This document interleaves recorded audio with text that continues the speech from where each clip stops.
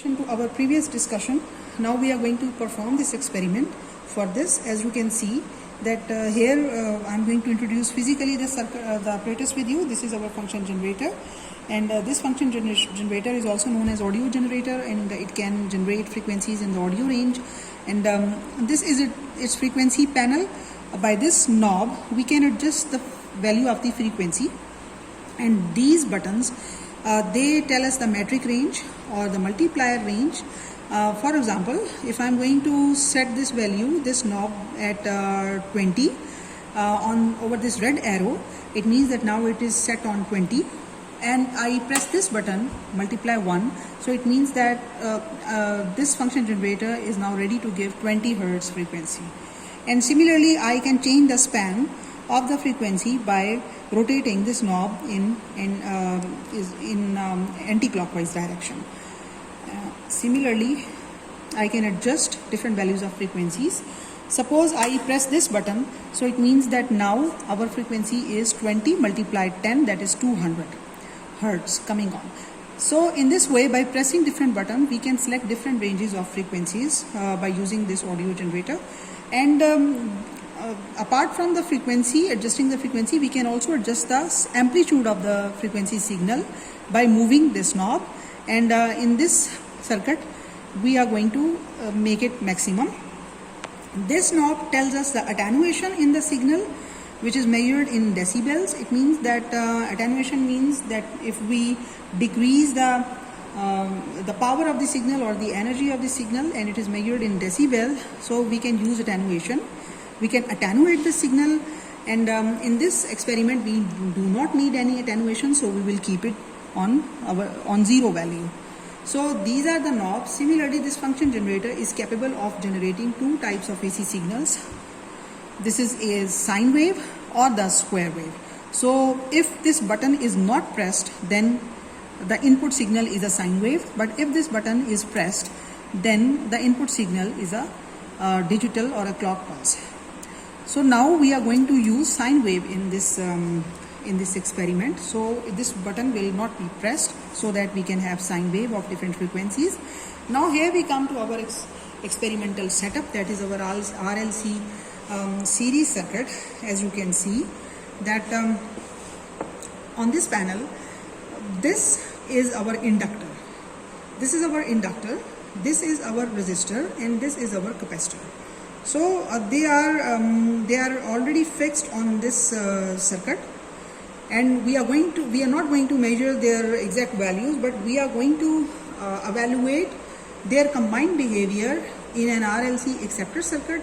And by measuring this frequency response curve, we will evaluate different parameters, as I have already discussed with you in previous video.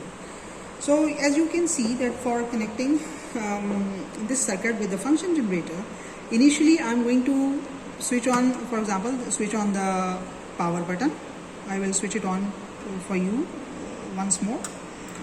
Alright, now this function generator is switched on, and as you can see that I have used crocodile clips as connecting wires to connect this circuit with the function generator.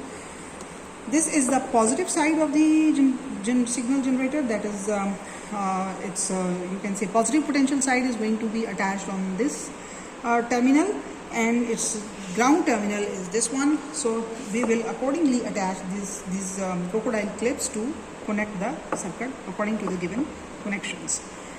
Alright, by connecting these circuits, since this RLC circuit configuration is already connected on this panel, so we need not to connect it again and again. Rather, what we are going to do is only just to connect this function generator with this RLC series circuit. And similarly, here in series we can see a milliammeter in this circuit. So this milliammeter is basically connected with the you can see with this RLC circuit. So basically this is a configuration for both RLC series and RLC parallel. So you can see that for RLC series, basically this CS, which is the value printed as CS, is connected with this RL, and then this is RS. So this configuration is something like that, and then finally milliammeter, and this closed loop makes it an RLC series circuit. So now we are going to measure the circuit's current by changing different frequencies. So I will keep on selecting so that I see that at which value my circuit is giving convenient response, which is measurable and convenient for me to measure. So I see that as I keep on increasing the range randomly, at this particular value I see that a measurable range is achieved. So now I have selected this multiply 100 range by pressing this button, and now I will start giving out frequencies starting from the initial point on this knob, that is 10.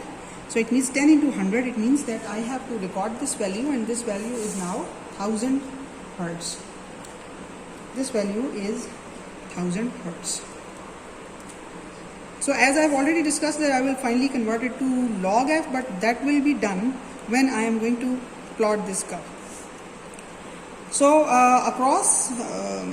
against this 1000 Hertz, we are going to measure the current of the circuit by reading the value at this milliammeter. So as you can see that this milliammeter is reading, you can say that is 0.7 milliamps. 0.7 milliamps, because this value is 7 divisions ahead from 0, and below that is behind 1, 3 divisions behind 1, and from 0 to 1 we have 10 divisions. So it means that this value is actually 0.7 milliampere. So I'm going to record this value over here, 0.7 milliampere. And similarly, now I'm going to change the range on regular scale. It means that now this value becomes 2000 Hertz. So I'm going to record this value 2000 Hertz, and for 2000 Hertz I'm going to measure the current, and that current is now 1.6 milliampere approximately. So I'm going to write this value over here, that is 1.6 milliamperes. I'm not going to write the unit because unit is already mentioned over in the head in the first row. Alright, now I will keep on recording the values. Now for 3000 Hertz, you can see that current has significantly increased now, and it has become 2.7 milliampere around 2.7 milliampere. So I will keep on changing values.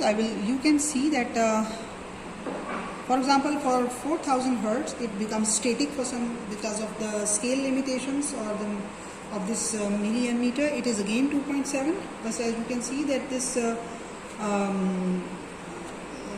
it is little bit flickering. This